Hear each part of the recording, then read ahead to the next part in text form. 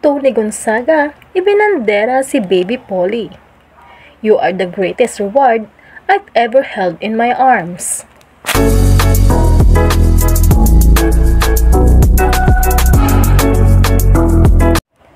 Ipinasilip na ng aktres-singer na si Tony Gonzaga ang kanilang pangalawang anak ni Paul Soriano na si Paulina Celestine Soriano o si Baby Polly.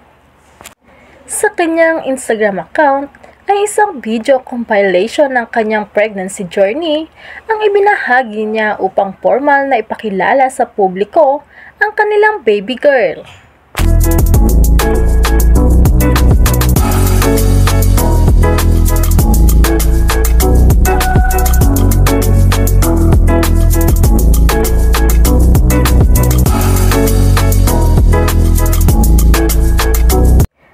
December 5, 2022, nang unang mabalitaan ni Tony na nagdadalang tao siya sa kanilang second baby ni Paul.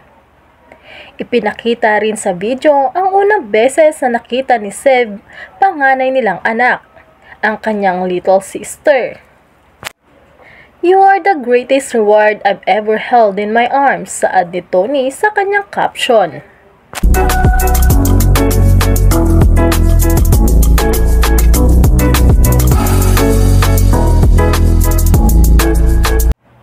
Dagdag pa niya, "Thank you for coming right on time just when I needed you the most. My new best friend, Polly." Super happy naman ang mga followers at friends si Tony na masilayan si Baby Polly.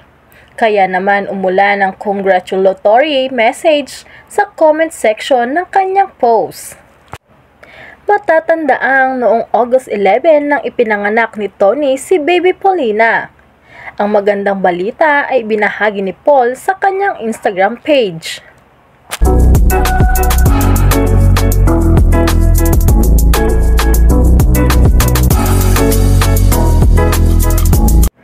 Polly is the cutest, Polly in my pocket, Polly Pocket, saad ni Alex Gonzaga.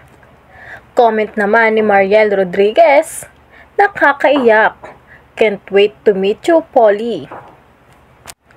Beautiful and healthy Polly. Congratulations, Paul and Tony. Say naman ni Isang Calzado. Sabi naman ni Bianca Gonzalez, "So happy for your growing family and having a daughter." Ilan nga lamang yan sa mga kaibigan ni Tony Gonzaga ang mga nag-comment at nag-congratulate sa picture nila na ipinost niya sa kanyang Instagram account.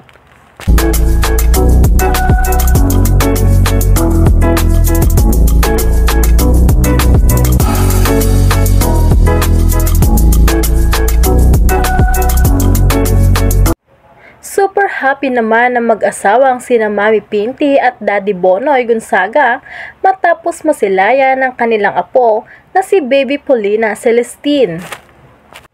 Si Baby Paulina ang pangalawang anak ng panganay nilang si Tony Gonzaga at asawa nitong si Paul Soriano.